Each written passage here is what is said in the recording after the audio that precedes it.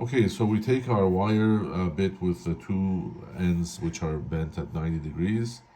We pass through the part two which I have in my components, and the other end of the wire goes through the hole over here, like so.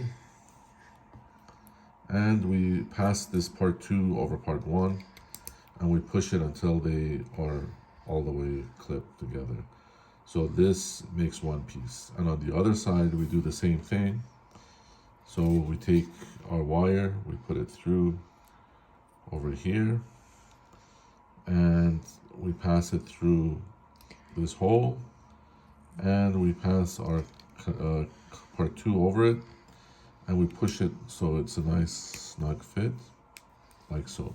So now we have a push rod which is of variable length, so we can thread it like that, and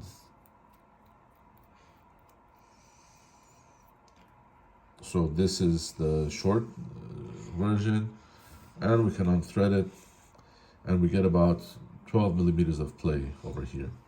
Now, in order to attach it to our servos, we have this clip which I have got from Thingiverse.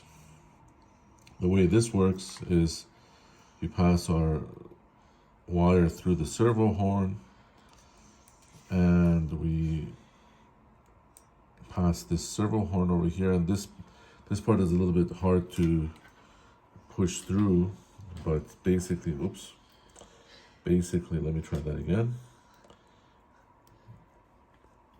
We put that through, and I have to use a screwdriver to push it in, and it snaps into place like that.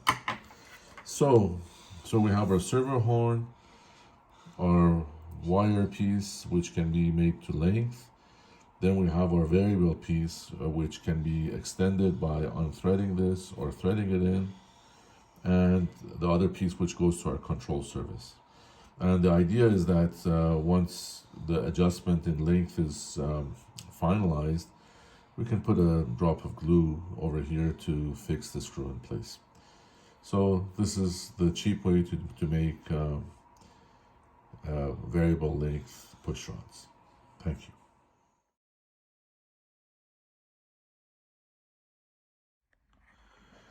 When you want to slice part one on your slicer, I'm using the Prusa slicer because I have a Prusa printer, but you have to orient the part like this on your bed, and in the middle of your slicing, you have to put a pause. So basically, when this is right around layer, I think, I don't know how many millimeters, it's about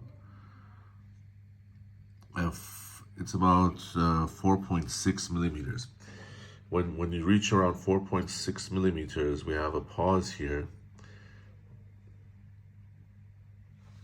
So that coincides with the place where the nut goes.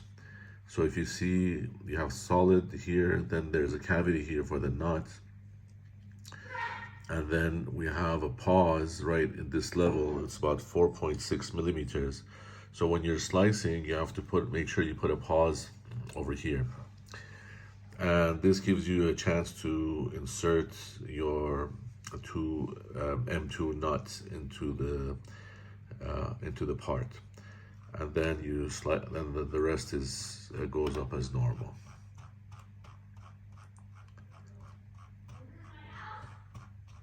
So that's the part. So we just started printing, and we're waiting for it to reach about 4.6 millimeters before the pause, so we can put the nut in the cavity.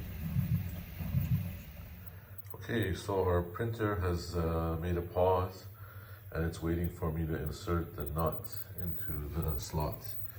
So you can see here that I'm going to put the nut in using a bolt, position it properly.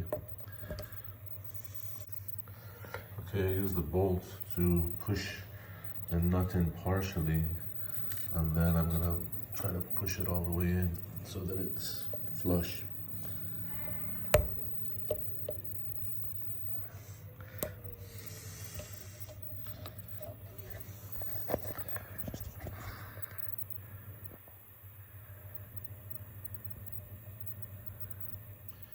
Once the nut is in place, we can restart the printer again.